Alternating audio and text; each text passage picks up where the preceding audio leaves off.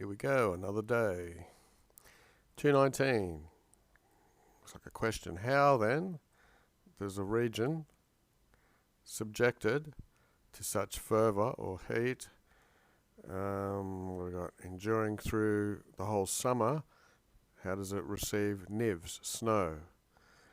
Sane, clearly some mountains, illic, there, the adverb, also receive quas, the snow.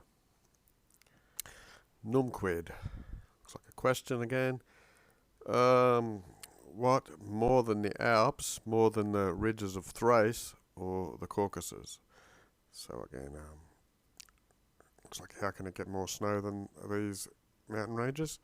Atque yet, the flumina, the rivers of these mountains, the rivers that start in these mountains, in the spring, the vere, and the first of summer, the beginning of summer, they swell up. Okay, so their rivers are swelling, and then in Hibonus, in winters, they are minora, they are smaller. Quipi looks like quipi nempe, so surely the rains in the springtime, Vernus temporibusses, they diluent, they wash down the nivem. So water in the rains diluting the snow, washing it. What have we got? The rest of these in the accusative, the first heat in the nominative dissipates it. Okay, so the rain loosens a lot of the snow, and then the heat from summer gets the reliquest, the rest or remainder. 220. Neither does the Rhine, nor the Rhodanus, nor the Hister, the Danube. They're written in the lobe. Let me check. The Rhine, Rhode, Danube, and the Hebrus. Okay.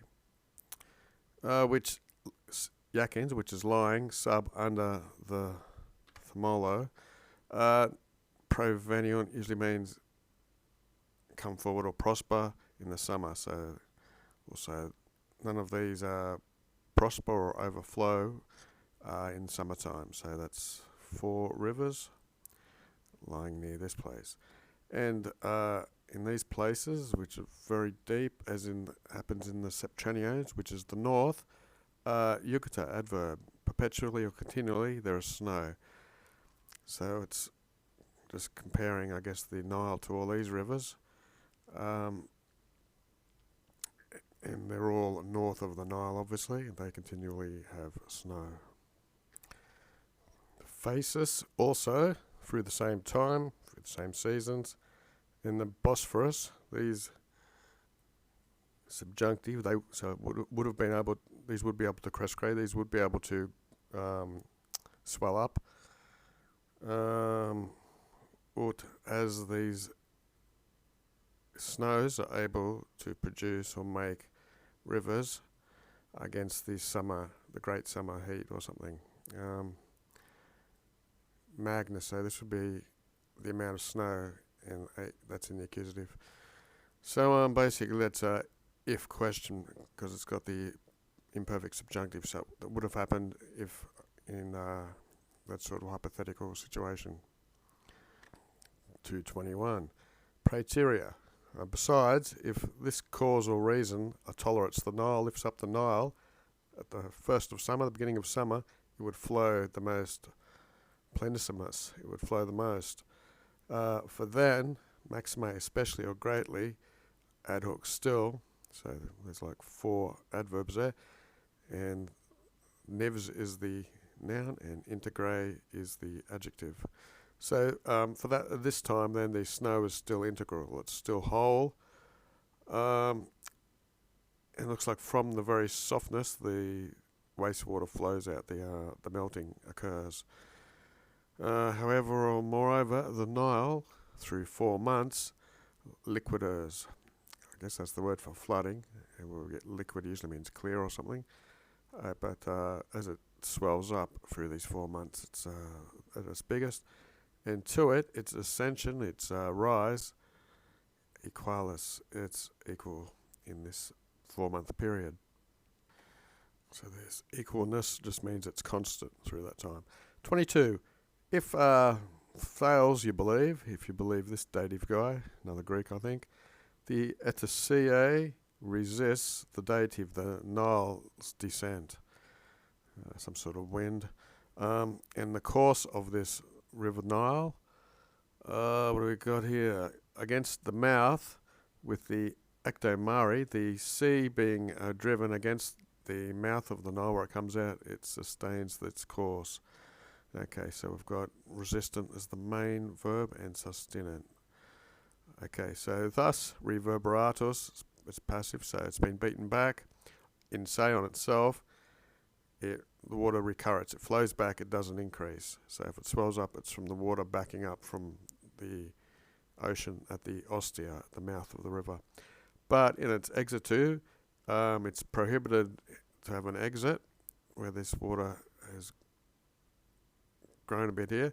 It's resisting in quacunque, and so wherever it wants, soon it is able, by way of V, which is force, where it's congested, where it's all the waters are built up, or the Nile is built up, that's a male-looking thing, it erumpets, it bursts out. Okay, so here I've just googled the Atese, northwest winds blowing during dog days in eastern Mediterranean. The Artesian winds in plural, if we needed to know what the hell that was. Anyway, another guy who looks Greek, Euthymenes. Okay, this ensis is a way of saying it's a place where people live. So Erymanthus of Massilia or somewhere, he says in his testimony, he says, another inquit without English quote things. I've navigated, he says, the Atlantic Sea. I don't know if the Atlantic's what we call a sea. The Nile flows inde. In time, inde means then or next, with places means from there. So the Nile flows from this Atlantic. It actually flows into it, but I guess if you're sailing, it looks like that way. It's major, it's bigger, as long as, or during the time, what have we got?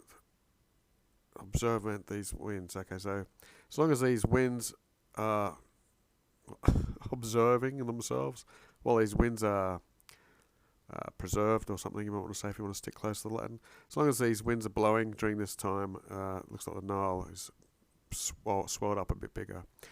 For then, the sea, it kicks out from the instanting winds, from the pressure that the winds are causing. So this tunk is of time, and this inde is of place. Anyway, it breaks out. Cum. When the winds reseterant, calm themselves down, and the pelagus usually means deep sea, the sea quietens. What have we got? To the descending Nile, there is less vis, there's less force than at this time. When the sea calms down and the winds calm down, Ketrum. But traditionally, the sapor, the taste of the sea, is dulcus. Dulcus water is sweet water, or without brine or salt in it.